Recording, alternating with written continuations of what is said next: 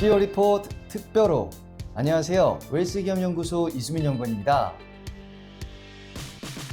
대표님, 지난달 3월 말 법인세 신고하신다고 고생이 많으셨습니다. 성실신고 대상 법인은 이번 달에 이제 신고가 시작되겠지만 오늘 저희가 준비한 CEO 리포트는 법인세 결산 후 특집으로 준비해봤습니다. 지금 바로 시작하겠습니다. 2020년 성적이 좋았거나 신규 사업용 자산을 취득한 대표님이시라면 외부 감사에 대해서 들어보셨을 수 있습니다. 또한 지금 외부 감사를 준비 중이신 대표님이시라면 아마 고민이 좀 많으실 텐데요. 제 고객사 중에서도 이번에 외감 대상이 될 것 같아서 저에게 컨설팅을 의뢰하신 대표님이 계십니다. 그렇다면 이 외감 어떤 건지 먼저 좀 알아보고 시작을 하겠습니다. 외부 감사, 말 그대로 외부로부터 감사를 받는 것을 말하는데요. 우리 회사의 재무제표가 회계 기준에 따라서 적정하게 잘 작성이 되어 있는지 감사를 받는 것을 말합니다. 회계 법인이나 공인 회계사에게 감사를 받는 것을 말하는데요. 그럼 어떤 경우에 외부 감사를 받게 될까요? 크게 4가지 기준이 있습니다. 첫 번째로는 자산 120억 이상, 매출 100억 이상, 부채 70억 이상, 종업원 수 100인 이상, 이 4가지 기준 중에서 2가지 이상 기준에 부합이 된다면 반드시 감사를 받으셔야 합니다. 네, 처음으로 외부 감사 대상이 되셨다면 4개월 이내에 감사인을 선임하셔야 합니다. 특히 지난 12월 결산법인 같은 경우는 올해 4월까지 선임을 하셔야겠죠. 만약에 선임을 하지 않는다면 금융감독원에서 임의대로 지정한 감사인에게 감사를 받으셔야 합니다. 아무래도 불이익이 있을 수가 있겠죠. 네, 이렇게 외감이 좀 가깝거나 처음인 대표님들은 이게 좋은 건지 나쁜 건지 좀 고민도 많이 되시고 감이 잘 안 오실 겁니다. 네, 그래서 이에 대해서 인일회계법인 김용석 회계사님을 모시고 외감을 준비하는 방법 그리고 어떤 것들을 체크하셔야 하는지 한번 알아보도록 하겠습니다.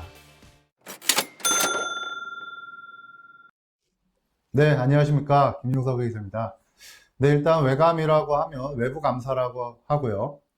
회사의 재무제표가 회계 기준에 따라 적정하게 작성되었는지 여부를 저 같은 공인회계사가 감사를 하고 의견을 표명하는 것을 말합니다. 처음에 외감을 받는 회사들의 경우에는 특히 다음 4가지의 경우에 유념하셔서 감사를 받을 필요가 있습니다. 먼저 수익의 인식에 오류가 발생할 수 있습니다. 대부분의 외감을 받지 않는 회사의 경우에는 부가가치세법상 세금계산서 기준으로 수익을 인식하게 됩니다. 흔히들 계산서 발행하면 매출을 잡는다는 거죠.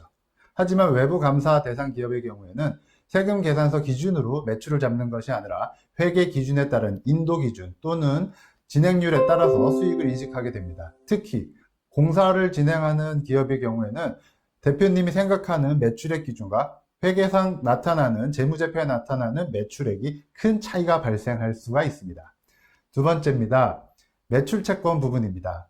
매출채권이 회사의 경우에는 실제로 존재하는지 여부에 대해서 과거에 관리를 하고 있지 않았습니다. 하지만 외부 감사를 받는다면 공인회계사인 제가 그 매출처에 이 금액이 맞는지 조회를 하게 됩니다. 또한 그 채권이 장기 미회수되고 있거나 손실이 발생하진 않았는지 여부에 대해서 검토를 하고 충당금 설정 여부를 하게 됩니다. 이는 세법상 대속요건과는 별개로 회계상 인식하는 것으로 회사의 손실 규모가 줄 수가 있습니다. 두 번째는 또 재고자산의 문제가 또 발생할 수 있습니다. 흔히들 재고실사라고들 하죠. 12월 31일 기준 현재 내가 장부상 가지고 있는 재고가 실제로 있는지에 대해서 공인회계사인 제가 공장에 가서 제품, 제공품, 원재료에 대해서 실사를 하게 됩니다. 그렇게 됐을 때 장부상 금액과 실제 금액이 차이가 나거나 혹은 공장 저 끝에 장기 진부화된 체화 재고가 있다고 하면 그 부분에 대해서도 장부상 손실을 인식하게 됩니다. 세 번째입니다. 유무형자산의 감가상각비에 문제가 발생할 수 있습니다. 보통 회사의 경우에는 기장을 할 수 있는 여건이 안 되다 보니까 외부 기장업체에 맡기는 경우가 많습니다. 그렇다 보면 감가상각비가 제대로 인식되지 않는 경우가 될 수 있고 그 기간이 장기화된다면 상당히 문제가 될 수 있습니다. 마지막입니다. 퇴직급여입니다. 흔히들 퇴직급여 추계액이라고 해서 회사가 일시에 문을 닫았을 때 퇴직금을 줘야 될 금액을 회사는 부채로 잡아야 합니다. 하지만 외부 감사를 받지 않는 회사의 경우에는 퇴직급여 충당부채를 인식하지 않았기 때문에 일시에 거액의 충당부채가 발생할 수 있습니다. 특히나 대표님들 같은 경우에 배수를 적용하고 있는데 그 부분이 상당히 금액적으로 문제가 될 수 있습니다. 따라서 외부감사 첫 해에 나는 예상치 못했던 결손이 발생하거나 누적 손실이 크게 발생하여 해외나 대외 신임도 측면에서 크게 악화될 측면이 있습니다. 특히 차입금이 많은 회사의 경우에는 금융기관을 대응하기가 상당히 어려우실 수가 있습니다. 그래서 우리 회사가 외감에 해당하거나 혹시 해당될 것으로 예상된다면 모의 외감을 한번 받아보실 필요가 있습니다. 이것은 흔히들 임의감사라고 표현하는 것인데요. 법에 따라서 받는 것이 아닌 내가 먼저 사전에 감사인과 컨택하여 우리 회사가 어떤지 현황을 파악하고 감사 보고서를 발행받는 것입니다. 이 경우에 따라서 내가 직접 외감을 들어갔을 때 사전에 감사인과 협의된 부분을 잘 협의해서 그 프로세스를 잘 잡아가신다면 외감 첫 해에도 큰 무리 없이 진행될 수 있을 것 같습니다. 네, 회사가 외부 감사 대상에 해당되실 경우에는 임의 감사를 통해서 사전에 감사인과 대응 방안을 잘 모색하여 대응한다면 성공적인 외부 감사 기업이 될 수 있을 것이라고 생각합니다. 네, 외감을 가기 전에 점검 차원에서 모의 외감을 꼭 진행해 보시는 것이 좋을 것 같다는 생각이 좀 듭니다. 대표님들께서는 이 점을 꼭 체크하시길 바라겠고요. 저희가 준비한 두 번째 소식으로 넘어가 보도록 하겠습니다. 결산 후 특집 두 번째, 대표님 기업의 주식 가격은 얼마인가요? 솔직히 이 비상장법인의 주식 가격은 없다고 말하는 것이 맞겠습니다. 왜냐하면 실제로 거래소에서 거래가 이루어지는 게 아니기 때문이죠. 그렇지만 우리가 세금을 낼 때는 그 경우가 조금 다르다고 합니다. 이른바 보충적 평가 방법에 의해서 세금을 내야 한다는 것인데요. 이 보충적 평가 방법, 도대체 어떤 것인지 저희 웰스기업연구소 정우일 소장님을 모시고 한번 알아보도록 하겠습니다.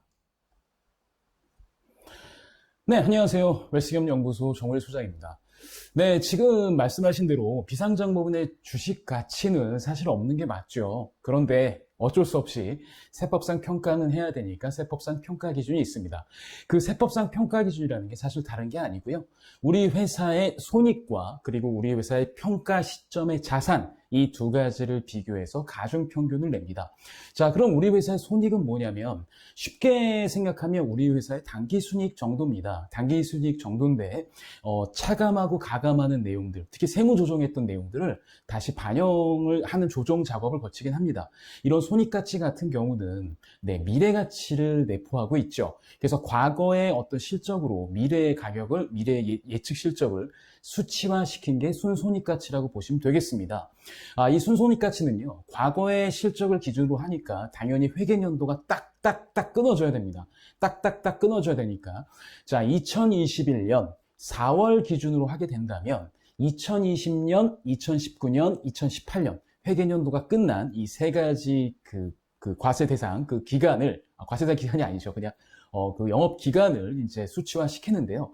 아무래도 직전 연도가 더 우리에게 반영이 제대로 된다고 보기 때문에 직전 연도의 3배의 가중치, 그 다음에 2년 전에 2배의 가중치, 3년 전에 1배의 가중치를 부여합니다. 이걸 가지고 이제 가중평균을 내게 되죠.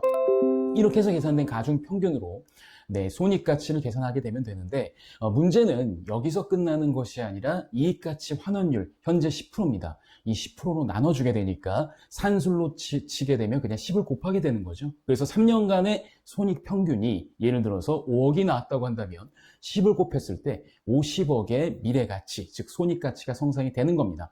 그 다음에 자산가치는 그냥 간단합니다. 평가일 기준으로 우리 회사 총 자산에서 부채를 제외한, 그러니까 재무상태표 기준으로 치게 되면 자본총계 정도가 순자산이 되는 거죠.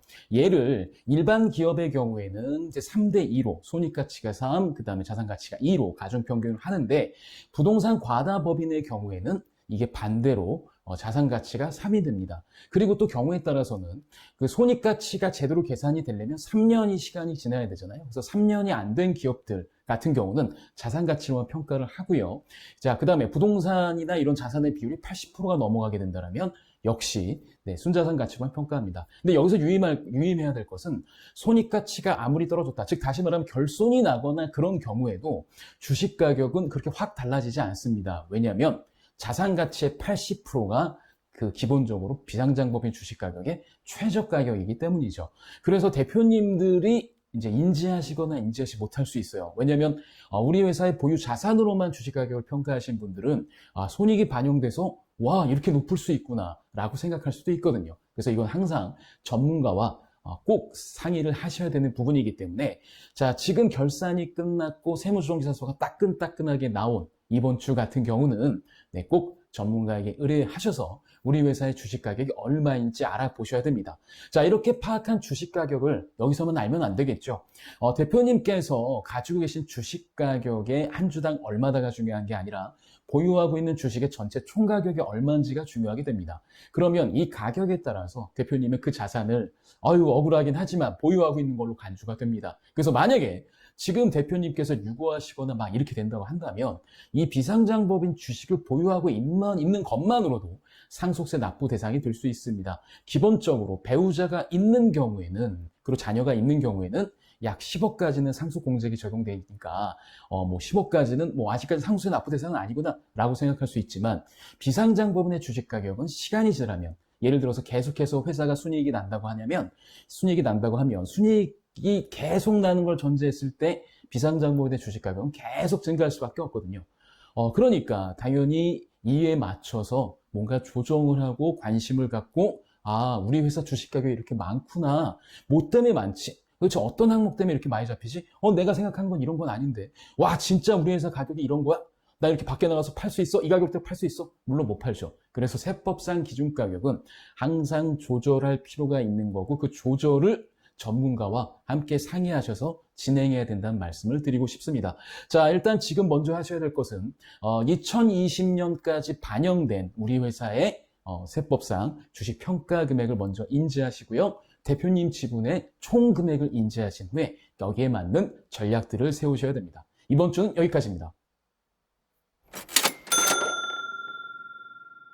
네, 저희 웰스기업연구소에서 준비한 소식은 여기까지입니다. 아마도 우리 대표님들께서 경영인정기법을 많이들 가지고 계실 겁니다.